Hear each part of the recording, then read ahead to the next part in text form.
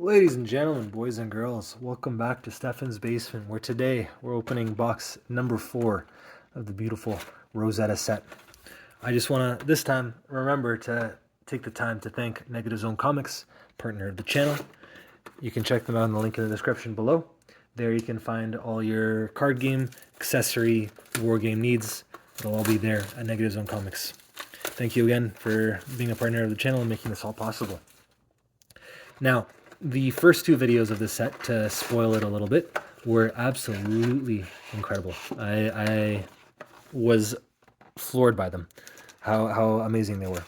The third one, it is what it is. You can't always have like every box be a crazy hit. The kind of business model of these games wouldn't work, so to say.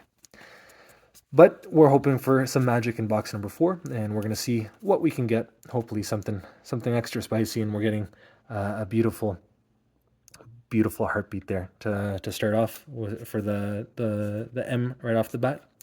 And always happy to see any M, really, even if it's like the dollar ones. An M's an M. Happy to get it. Regardless, though, last video was honestly a little bit of a downer. So this time around, I wanted to talk about something a little bit more fun. And what's more fun than watching some anime? Ooh, two packs, 2 M's already. How fun! But yeah, as I mentioned, I when I have the chance, I do like to partake in a little bit of anime trash, if you will. I try to keep it at least like not complete garbage that I watch, and I won't watch all the slop that comes out just to watch it. But I do like it's a beautiful foil. I do like to watch an anime every once in a while, and right now the things that are coming out aren't to my liking. And I was talking about that at work with a bunch of other people, and they were kind of saying the same thing. They don't even know what to watch these days. And so one thing that I am enjoying doing in general is going backwards and watching things that I might have missed, or recommending things that other people might have missed. And so one classic that it took me a long time to watch, but relatively spoken recently, I ended up watching, was Full Metal Alchemist Brotherhood. And if you haven't watched that, even to non-anime fans, I would actually highly recommend that. Doing that show, I think would appeal to everybody, but is a high recommendation. And another one, which again I watched this one ages ago, but even to non-anime people, that I would recommend is nice, Death Note. That's the classics that I think would appeal to everybody. Now, I did want to talk about some anime. For a variety of different reasons, but I also want to talk about other shows too. Quickly, while we're still on the anime topic, I think Attack on Titan is a show that everybody should watch at any point. That's exactly my face every time something happens in that show, because honestly, it gets crazier and crazier and crazier, and it's a wild ride. Yeah, no, I don't have anything else to say about that. Everything up until the very, very final moments of, actually, I shouldn't say that. Everything up until the very last episode, the ending's a little bit iffy, let's say. But it's not always about the ending, it's about the whole journey. And as a journey, I think that was one of the most ridiculous shows I've ever watched in my life. And not ridiculous as in like, it's just so unbelievable, which, to be fair, I guess, it's an anime and it's dealing with certain topics that, to be fair, are unbelievable. I mean it in the sense that how well it was planned from the beginning, and how every season gets better and better, and is just the most insane genre-shifting show over the course of its like 4 seasons, which again, unfortunately, flubs the ending. It's a show I would wholeheartedly recommend to anybody, and yeah, we got another one of those weird art cards, which I'm not exactly sure how to feel about, but yeah, as I was saying, just do yourself a favor, just watch it, just do it.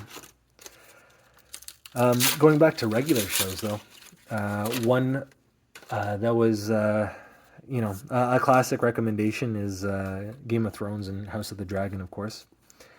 I feel those shows are again, unfortunately, up until like um, I would say even like realistically season 5, but like you could, it's not so bad until like season 7. Um, that show is some of the best TV you'll ever see in your life, and so the twists and turns that go in that, and it's often interesting to hear kind of George R. R. Martin, the writer of the books. We got a cold foil token there. That's pretty cool, actually. That's I didn't even know the tokens came in cold foil. That's pretty though. I like it. That's very nice. I don't think there's going to be too much value on that. Actually, maybe because it is a weapon. I guess time will tell. We'll see what's going on with that. It's very pretty. But going back, the way George R. R. Martin writes, I think it's really interesting because he describes it. You have two types of writers. One is the planner, and one is the gardener. And he talks about planners as they have a whole idea in their head, and they have the big plot points that they want to hit, and they have like details that they want to include, and then they just have to figure out ways like in between to get to those points. And so that's the kind of planner writing, and that would be Attack on Titan, for example. Whereas the gardener is the way he describes that he writes. And so what he does is he sits down and he thinks, what would this character do in this situation? And the book was originally like the original plan was for it to be 3 books long, and as you can see, that didn't happen. Where he's currently on book 5, and he's planning for 7 books. But I think he's also struggling with that too, because one, the cast of characters has ballooned for all the ideas he's had, and when he writes things, sometimes he even says he's surprised by himself what the characters or what he comes up with that they would do. It's interesting, like when he says also with Tyrion, for example, whenever he wants to write like a funny line, a single line can often take him. Oh, we got a full art there, which is nice. A single line can often take him like weeks to think of like the most clever comeback for the clever character. That's one thing that I respect of him highly. Like the intelligent characters actually feel intelligent, and in writing you can often tell when they're trying to write an intelligent character, it's only really as intelligent as either the writer or how much effort they want to put in, or whatever definition you want to put. And sometimes like I don't know, The Boys. I am not a fan of that show, even in the slightest. I think it's the first season was fun, I guess, and then I don't know. At some point, I think in the second season, that's when it lost me. When things just kind of stopped making sense, and it's like, why doesn't Homelander just like off these guys in 2 seconds? I don't know. Anyways, I'm not gonna get too into it. In the most recent season, there was a character who's like the smartest person in the world, and her motivation was when she was a child, she came up with a cure for leukemia to help her grandma, and because the doctors didn't listen to her, her grandma died, and then she's like, you know what, F it, the world can burn for all I care. And as a motivation, whatever, it's a comic book thing, but for the writing for the show, things just kind of happen, and so much stuff that happens is so like so coincidental that there's no way you could plan for any of this stuff. And if you did, this is like so many things had to just kind of fall into place and just kind of happen. And then the character turns around and she's like, "Oh yeah, that's exactly what I planned to happen." And it doesn't make any sense. And I hate it when shows do that. The smart character, just a bunch of random shit happens and it's like, this was my plan all along. I don't know. I'm not a fan of that kind of writing. And what I love so much about Game of Thrones is like the smart characters actually feel smart, and there are things that could go wrong in their plans and that do go wrong in their plans, and Littlefinger as a character has so many fingers in every storyline, and so much agency in there up until a certain point, and it's just so fascinating how he wrote him and how clever it was, and if you're not even paying attention, you can miss so much. That's what I love about it. It's something that just appealed to my nerd ass self, and I truly enjoyed the journey, and even though it didn't end as everybody wished, let's say, I'm sure some people still enjoyed it, and it was a great journey throughout like the series, and just happy to have had something like that I can even point to and be like, just watch it. But yeah, if you guys have any recommendations for shows, I'm always listening.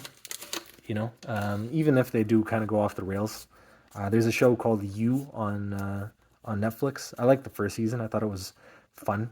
Second season, it's like it had a pretty good ending, and then they just started really milking it. And this last season, I don't even really remember what happened. I watched it with my partner, and me and her, we both, we kind of agree that it's just like it went off the deep end. And apparently they're coming out with their last season now. I don't even know if I'm going to watch it. I don't know. Maybe. We'll see. It's all part of the fun, I guess, right? Sometimes you just got to watch a shipwreck go down. But yeah, as we get into our last two packs, and I'm just noticing, I think there's actually a tear in these. Oh, these are tearaway packs. I've been doing that wrong the whole time, but that's okay. No big deal. Still works. I just want to thank you guys again for watching, though. And I just want to shout out Negative Zone Comics, partner of the channel. Thank you again for making this possible. All these cards will be going their way. Unfortunately, this video wasn't anything too crazy. I did enjoy the opening. I think that's a cool card, the Token Weapon Cold Foil. Very cool. Yeah, you can get all your card game accessory and war game needs there. Link in the description below. And I want to thank you guys all for watching again. And yeah, I'm enjoying the set very much. And as we close there, we'll just toss that over. Yeah, we'll be opening some more on the channel, and as I mentioned, in a previous video, I have other special surprises, of which I will spoil right now. We got some magic collector boosters, which I'm very excited to open up, and one which we're doing for sure is the Duskmourn set. The other, which I'm not sure about, is the Modern Horizons 3 set. This box is very expensive, and I'm very hesitant to open that one up. We will see. This one for sure is going to happen, though, so I'm very excited about that. I hope you guys have a good one, and thanks again for watching.